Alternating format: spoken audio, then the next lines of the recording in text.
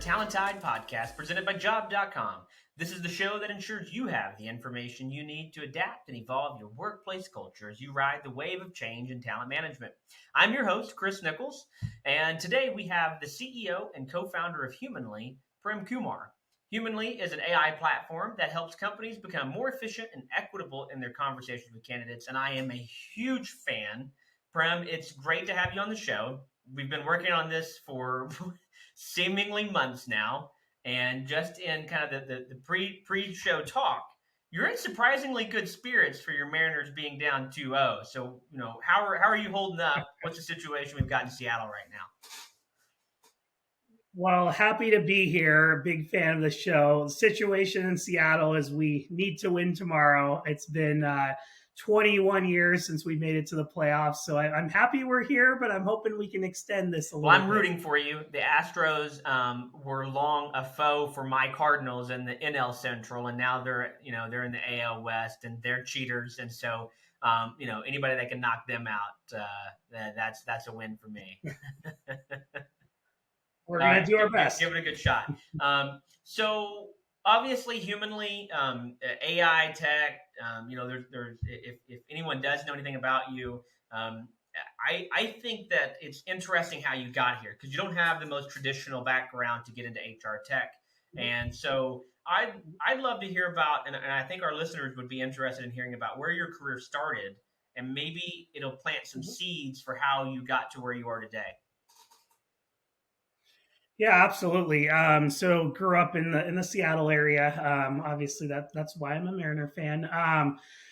So I actually I went to University of Washington, entered my kind of first job search. The time it was 2006. The tech market was pretty hot. Facebook had just kind of entered the market a couple years back. Lots of jobs to apply to, and my degree was in informatics. So I started, applying to jobs, and it was kind of just like a disenchanting process. Like I spent a lot of time on my resume, never heard back. And then I had a colleague of mine, and her and I would go into the same exact interview loops. The companies would come on campus and we'd compare notes, and we'd talk to the same interviewers for the same job. And it was really interesting when we compared notes. They would ask us completely different set of interviews. It was very inconsistent, maybe some bias. So they would grill her maybe a little more on technical skills, which was kind of very odd that I would be having a different interview. So we realized, there was just some inequity here, just in the ability to engage with candidates at scale. Again, I never heard back a lot of the time, and it just was how the process worked. And then when you got to the interview, it was very inconsistent. So, as I evolved in my career and spent some time at Microsoft in product, in HR tech, as I went to TINYpulse, learned more about talent acquisition, I learned that it wasn't that recruiters were necessarily intentionally doing things that weren't great for candidates. It was just they didn't have the tools and the some of these technologies to be able to engage consistently at scale with candidates. So that's kind of my journey. Spent some time at Microsoft, really focused on product and data and HR tech, and then went to a company called TINYpulse in the employee engagement space before we started. So when you were at Microsoft, you talked about product development. Were you working on internal product development tools? Is that where you're working on? Good question. So I actually started on internal.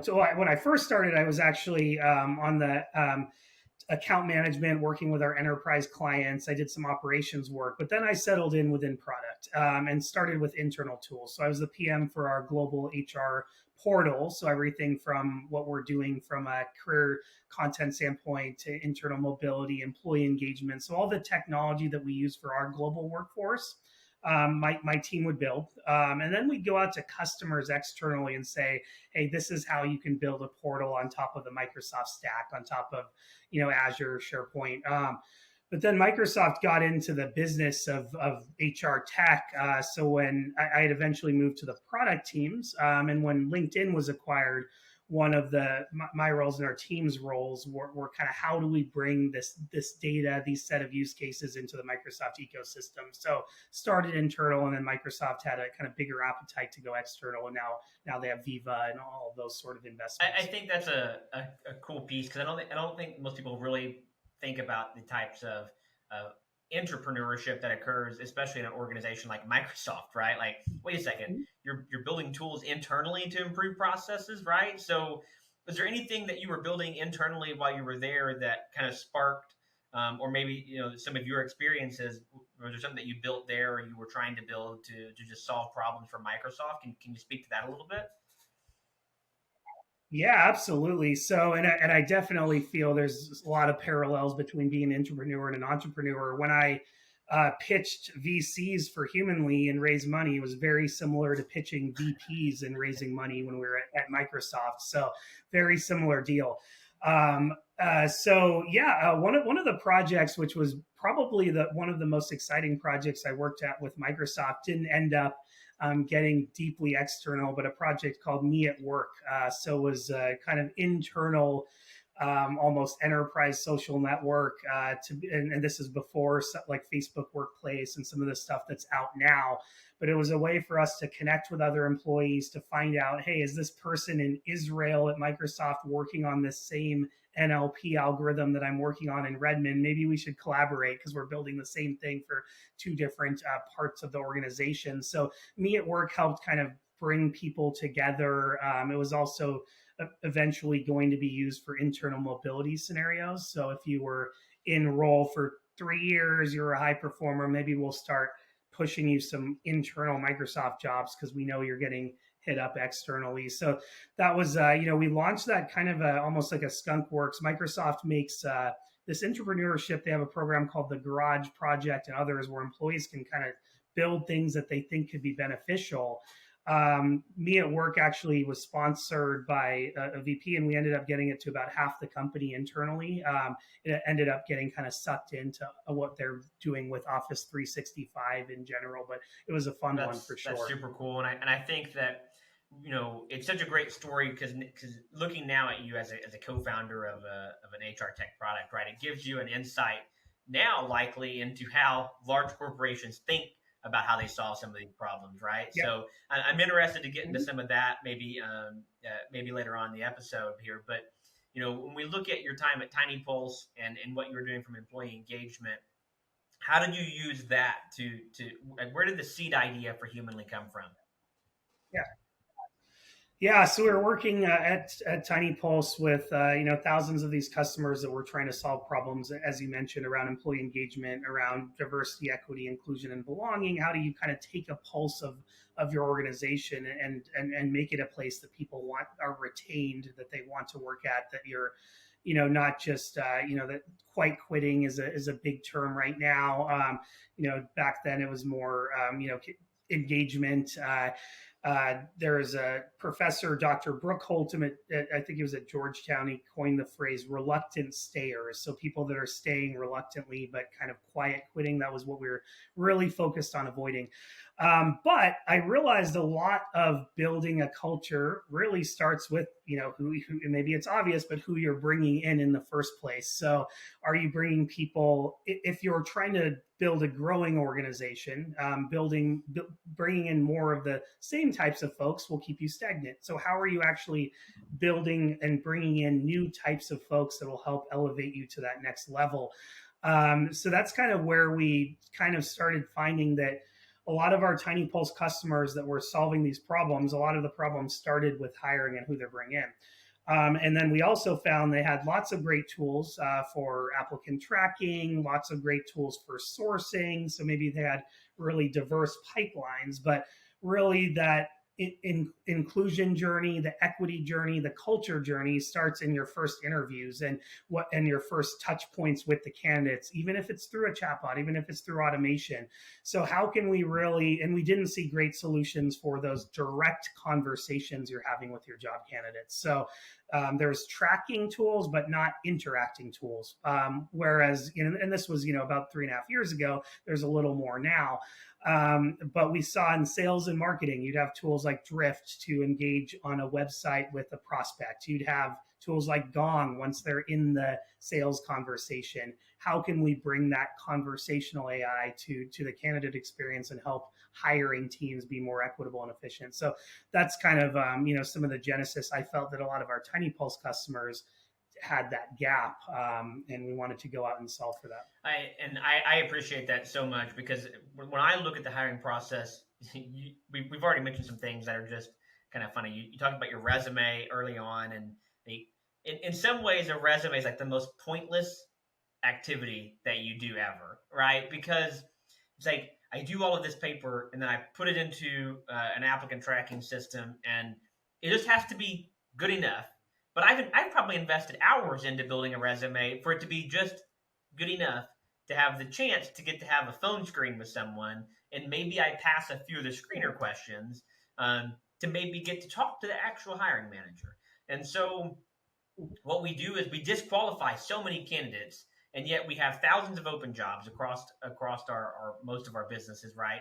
If it's any kind of scaled company, you look at the market right now, it's October 14th, 2022, and while you see big headlines of layoffs, if you start really looking, there's a ton of jobs that are still out there in the market. We have way more jobs than we have people, and so but every company, we try to disqualify as many as we can, when in reality we should be finding ways to optimize the recruiting process for candidates, right? Like, how do we make it a better experience Yep. for us and for them? So I'd love to hear you tell the story of what you're trying to do as an organization at Humanly. What processes are you trying to create to make a more human touch, through technology? Yeah, so we believe if hiring teams had unlimited time, money, and resources, every application or every candidate, you would have a conversation with. So you would be able to scale. Can we have that conversation with everyone that applies? So you're paying in time and money to attract them to your employer brand, and then you're only engaging with a very small few of them. And like you said, using things like resumes and other shortcuts to see how you can quickly get to a smaller set because you're inundated with this volume. I often tell my marketer, hey, if I were to tell you do all this SEO, drive a bunch of eyeballs to our website, drive 1 million eyeballs to our website, but by the way, our sales team only has time to talk to 5% of people that want to buy our product. The rest we don't have time to demo. That's kind of what's happening on the talent acquisition side. You have a lot of interest, and I'm not saying every single candidate is a great fit, but a lot of them are or could be for a future job, or perhaps they're your customers. If you're in a B2C, sometimes candidates are actually your best customers. I know, at Disney, for example, the average job candidate that applies spends 8 times as much money at Disney Park. So lots of reasons why you want to conversate with everyone. It's just hard to do without the tools. So what we're trying to do through the, as we think about these direct conversations with candidates, we use automation to help you engage with everyone. So if you're like one of our customers, Moss Adams, you might have 4,000 university applicants that apply in a 3-month period. Can the next step be an automated chat that goes out to them within 24 hours and says, hey, thanks for applying. Let's move you to the next step. Let's get to know you better. Let's not just screen you, but let's educate you about what we're doing at Moss Adams and why you should be here. So the reason why a two-way conversation, even if it's automated, is better than just a resume, job description, stuff like that, is this is a process where you want to educate, you want to give value back, and you want to get to know them better. And I feel that can only happen through a two-way conversation. And then once you have that automated chat with everyone that applies, the ones that are a good fit get scheduled, and our tool will sit in on the human part of it, taking notes, giving feedback to the hiring team. But that's kind of how we see that process working. Talk to everyone, and then have your human time focused on kind of those conversations that you feel could lead to a hire. Job.com is a HR technology company dedicated to providing the best digital recruitment platform and talent solutions on the market. Our mission at Job is to remove the friction from the hiring process by delivering technology that creates more effective talent placement, better fit career moves, and a more human hiring process. It's whenever I speak at a lot of conferences, HR conferences, and so one of the presentations that I do is called "Are You Who You Say You Are?" And companies spend so much time talking about, hey, this is who we are, these are our core values, we care, we're empathetic, etc. Except for when it comes to the hiring process, and then there's a whole lot less caring and a whole lot less empathy, right? And one of the first slides that I have is love at first click, because the reality is you're either going to fall in love with a company or fall in disgust, I guess, with the company based upon your experiences. So everyone knows who Disney is, right? But the fact is, there's thousands of companies out there that are not consumer brands.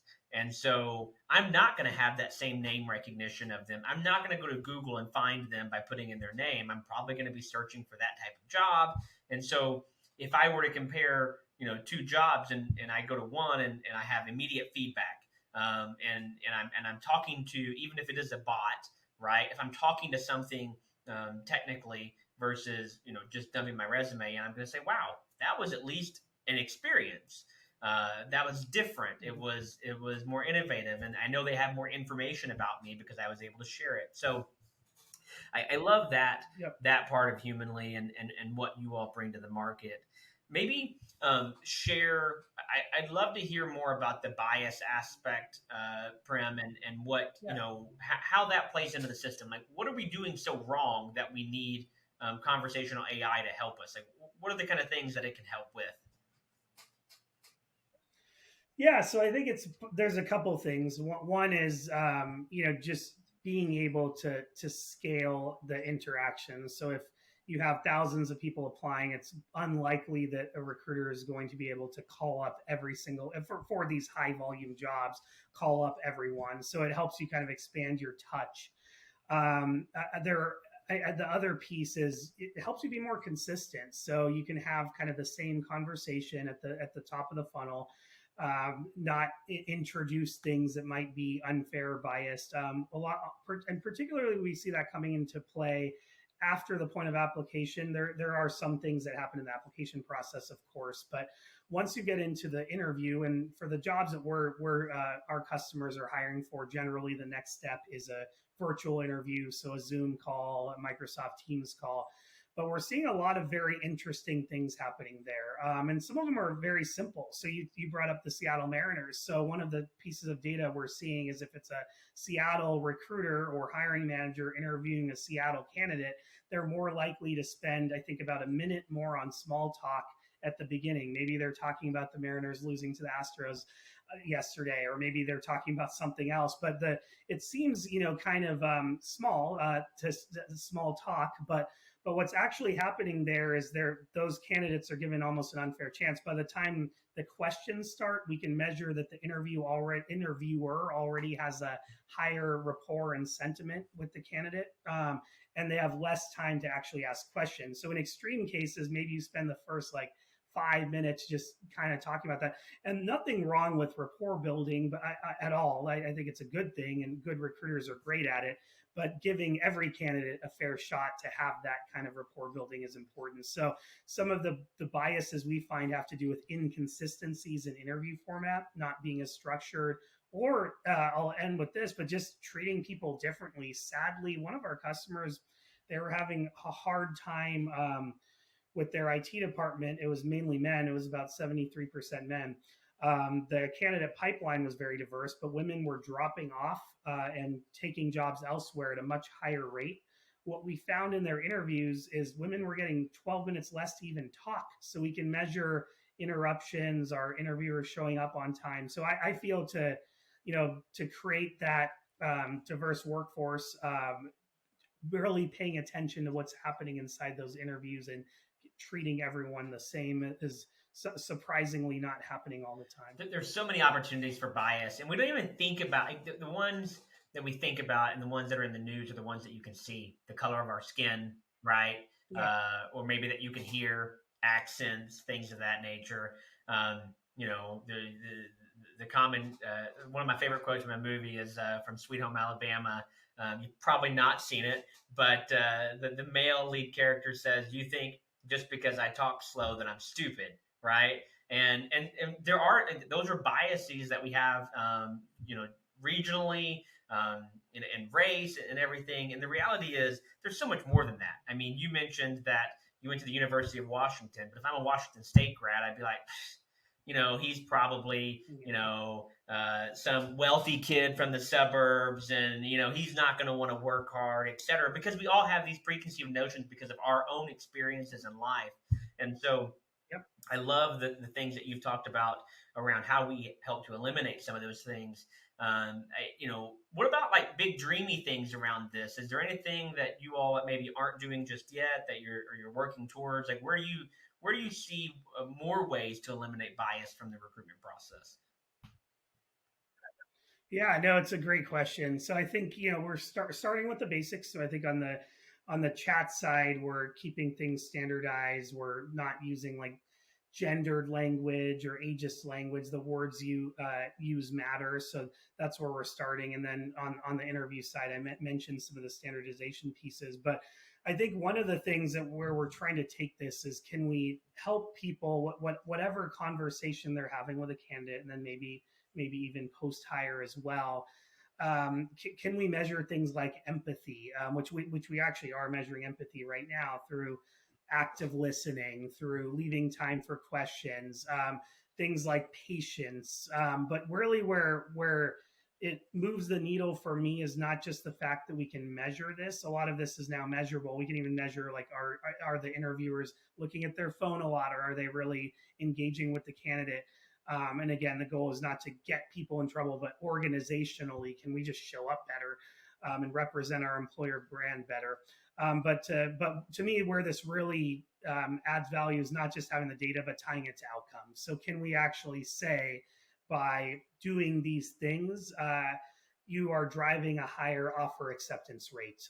By doing these things, you're driving a higher sentiment. And then I think beyond that is going back to my roots at TINYpulse and working post hire.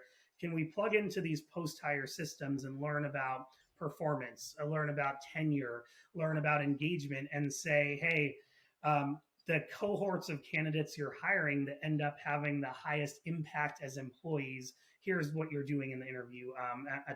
And that's kind of that whole model is what we're looking at. So being a little more holistic, but I think being predictive and really tied into outcomes. One small example, we had a customer that was struggling with engineer hires and getting them to accept an offer.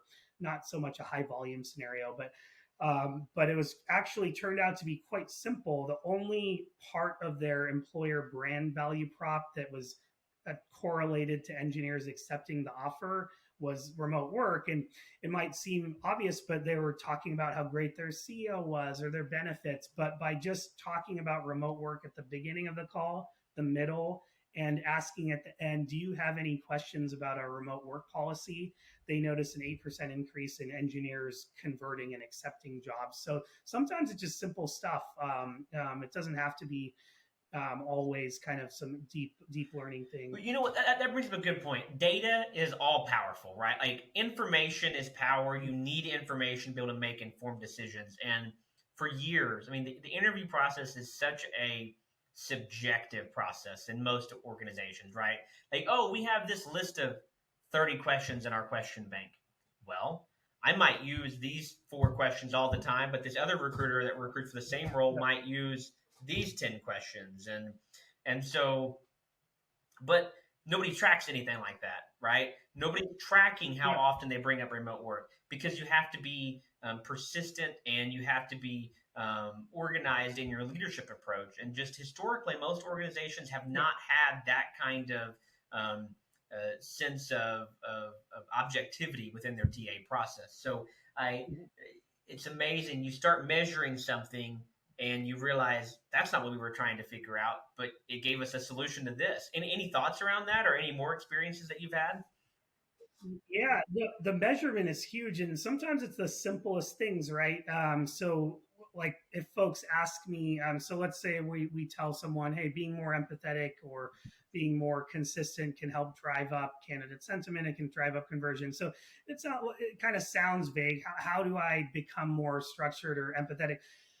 I might say it's as simple as showing up on time to all your interviews. And in many cases, we see like interviews that are, one of them might start 3 minutes late. It just throws everything off. So sometimes it's the simplest things that people just aren't aware of until we show them the data saying that, hey, if it's a junior candidate, you're more likely to show up late. You're actually showing up late a lot to these interviews. So sometimes my thoughts would be, just look at the basics, try and get them right, and then you can start kind of unpeeling the onion a little bit and getting a little deeper. But yeah, I mean, measurement is key, and you can't change what you don't measure. And now you can measure pretty much anything as it relates to how you're interviewing and how you're showing up, at least when it's done Yeah, you can't. remotely. You don't know why something is happening until you start measuring it, and then you are able to start asking questions about it. And so, I think what we often miss out on is just taking note of the fact that we can measure different items, and it's not just about time to hire or cost per hire. Like let's get into the weeds a bit more. Let's get tactical, right? Like it's okay to be tactical sometimes. And so we I do want to go in kind of a negative direction here now, so I'm going to put the pressure on you. We've heard lots of talk Yeah. from there was the Amazon outcry a few years ago with you know AI in their recruitment process, and it was causing challenges with hiring the same type of person over and over again. How do we Yep. look at how can companies trust AI and HR to be the function that it needs to be? It needs to make sure that obviously we're removing bias, but how do we make sure that we're not teaching it the wrong thing, right? Because it's all tied to machine learning. How do we overcome that, and how do companies buy HR tech to know that it's right? Mm.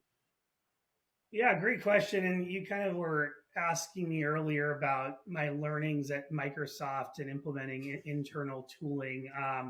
And yeah, even internally, when we're launching a product like Me at Work, and at the time it didn't have a lot of AI, but there was certainly, people looked at HR as are there kind of big brother elements? Are we adding bias by adding these elements? So there's a lot one can do. Oftentimes when people are evaluating a new tool, I recommend that they write a job description for it. So just like you're hiring an employee, what are the roles and responsibilities you want for this particular piece of technology that you're going to hire into your organization? What skills do you want it to have? What background do you want it to have? What education do you want it to have? So I have people kind of write it out like that. And I think that there's a lot of things that go into. So in our case, we're not actually assessing candidates on using a lot of AI. It's more so on the interviewer themselves. But it's one of those garbage in, garbage out scenarios. So it's very important to understand what data is your AI being trained on. Is a company coming in and saying the AI is just going to learn about your company and it's going to base it on that, or is it coming with a lot of data across multiple companies, across multiple types of regions and candidates? So I think how you actually train the AI is very important. And it can be a little abstract, but you can ask questions around like how does it make decisions? What is it basing it on? I think anytime vendors get very vague and it's almost like the Wizard of Oz hiding in some corner and some magic happens. Magic is not necessarily always good. I think explainability is good. I think when they're able to say this is why it does this. So definitely press on those questions. Not over making sure you're very clear in what problem you want the AI to solve. Oftentimes, a lot of vendors make a lot of promises and they act like the technology is going to solve every last problem. You bring it in, and all of a sudden, it's not doing that in the way you want it to be. But I think as far as bias, there's also, there's a lot of ethical AI practices. You can ask vendors, what is your model for ethical AI, or what are the kind of checks and balances in place? So we base a lot of our models on Microsoft has an ethical AI framework. There's third parties that can audit tools, so you can ask them. Not only do you have a data security like a SOC audit, but are you audited from an AI ethics standpoint? So there's the legal pieces, but there's also the ethical pieces. So there are beginning to be more bodies that will help companies assess vendors on the quality of the AI and elimination of bias. But yeah, those are some of the things I think about, not boiling the ocean too soon and asking a lot of the right questions up front to make sure that they're really doing what they say they're That's helpful. I mean, you shared some things there that I didn't even know. So we're getting near the end of our time here, and I don't mind letting it be a bit of an advertisement for you, Prem. But what I would leave it as though for you, you mentioned earlier getting the right candidates into your funnel. The same thing goes for if I'm buying HR tech, right? And I need to have the right tools. What kind of position would my company need to be in order to be ready to buy a tool like Humanly? what's the ideal customer Yeah. that needs a tool like Humanly? Great question. So thanks, Chris. So right now, the core way we land with companies is around time savings. So can we help you save time in processing candidates as they come to your website or as they apply through Indeed? So that kind of screening, taking the big list and making it smaller for you, scheduling them. So if you're having a problem with processing large amounts of candidates, scheduling them, getting them into interviews, we can definitely help with that. As well as like re-engaging the ones that were maybe silver medalists. So if you're getting lots of applicants, can't engage with all of them, that's the big one. And then the other piece of what we're doing, in the actual virtual interview. So things like taking notes from a Zoom call, putting it into your applicant tracking system, again, time savings. So really we land with how can we save you time up front, and then how do we save you time in the virtual interviews, note taking, getting into ATS. And then the next piece is around quality. So time savings, and then quality is more so, can you reduce bias? Can you, attract those candidates that are going to have the highest impact at your company? But yeah, generally targeting companies that are hiring support, ops, sales roles, healthcare. So high volume in, we can usually save you quite a bit. High volume, similar type skill sets, etc. Probably work very well. Yeah. Yep. That's great, I've been through the way that, just for transparency's sake, for listeners, we were looking for tools that would help us automate and speed up our processes. Whenever I was at Endevis, obviously Job.com acquired Endevis, and so was introduced to Humanly by a mutual connection. Had never heard of them, that was 2 years ago. We've used Humanly on multiple projects now. And we definitely see the cost savings, the time savings from being able to even hire fewer recruiters, right? And so, and allow our recruiters to do the type of things that they enjoy doing more, right? Like nobody wants to do 100 phone screens a day, or 100 phone screens a week, right? Like that is mentally exhausting. But if I can go through and I can review things and kind of engage it in a more functional way, that creates a better experience for the recruiter, which is more likely to create a better experience for the candidate still yet. So I love it. I think it's a great tool. That's my personal recommendation. Good people at the organization, and really thank you for coming on. Now, if I was a prospect, where would I find you and how would I get a hold of you, Prem? Yeah, so you can check out our website, humanly.io. You can find me on LinkedIn, Prem, and my last name is Kumar, Kumar. Twitter @Prem Kumar tweets, and you can email me. So prem@humanly.io. But not tomorrow, October 15th, because he will be at the Seattle Mariners playoff game. Go Mariners. Hopefully we live to fight another day. Thank you so much for coming on the podcast. This has been a great conversation. Looking forward to getting feedback from all the guests.